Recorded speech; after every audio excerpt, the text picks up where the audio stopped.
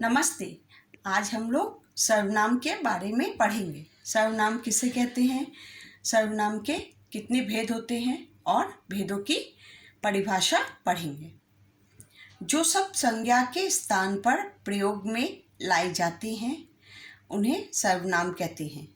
जैसे वह, वे, हम, मैं, मेरा आदि। सर्व का अर्थ होता है सबका, अर्थात जो शब्द सभी नामों, नाम मतलब संज्ञाओं के स्थान पर प्रयोग किए जा सकते हैं उन्हें सर्वनाम कहते हैं। सर्व का अर्थ होता है सबका, अर्थात जो शब्द सभी नामों, नाम मतलब संज्ञा के स्थान पर प्रयोग किए जा सकते हैं उन्हें सर्वनाम कहते हैं। जैसे प्रेमचंद हिंदी के महान साहित्यकार थे। प्रेमचंद ने लगभग 350 कहानियाँ लिखी हैं। प्रेमचंद पहले उर्दू में लिखा करते थे, बाद में प्रेमचंद ने हिंदी में लिखना शुरू किया।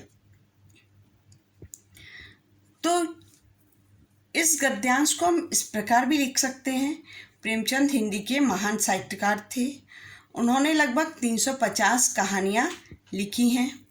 वे पहले उर्दू में लिखा करते थे, बाद में उन्होंने हिंदी में लिखना शुरू किया। सर्वनाम शब्द का प्रयोग संज्ञा शब्द की पुनरुक्ति को रोकने के लिए किया जाता है। माने पुनरुक्ति ना हो, संज्ञा शब्द बार बार रिपीट ना हो, जो कि सुनने में अटपटा लगता है, इसीलिए सर्वनाम शब्द का प्रयोग किया जाता है। अब हम पढ़ेंगे सर्वनाम के कितने भेद होते हैं। सर्वनाम के 6 भेद होते हैं।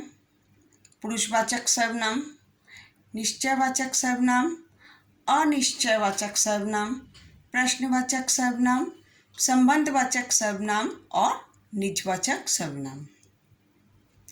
पुरुषवाचक सर्वनाम बोलने वाला, सुनने वाला या जिसके बारे में कुछ कहा जाए। बोलने वाला कौन हो? तुम खुद। सुनने वाला तुम जिससे बात कर रही हो, और जिसके बारे में बात कर रहे हैं उसका बोध होता है, उसे हम पुरुषवाचक सर्वनाम कहते हैं। जैसे तू, तुम, आप, मैं, हम, वह, वे, यह, ये।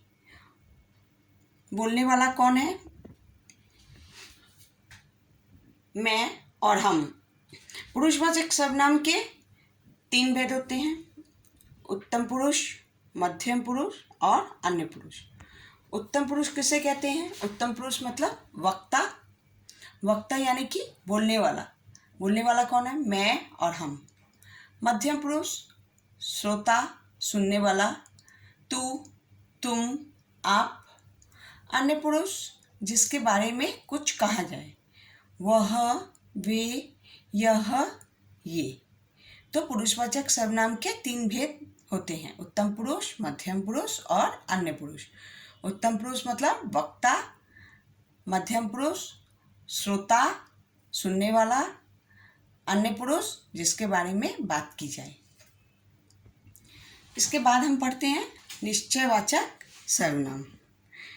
जिन सर्वनाम शब्दों का प्रयोग किसी निश्चित व्यक्ति या वस्तु की ओर संकेत करने के लिए किया जाता है उसे निश्चयवाचक सर्वनाम कहते हैं।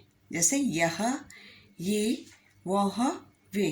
माने तुम निश्चित हो उसके बारे में, तुमको एकदम तुम श्योर हो, तब तुम निश्चयवाचक सर्वनाम उसको बोलोगी।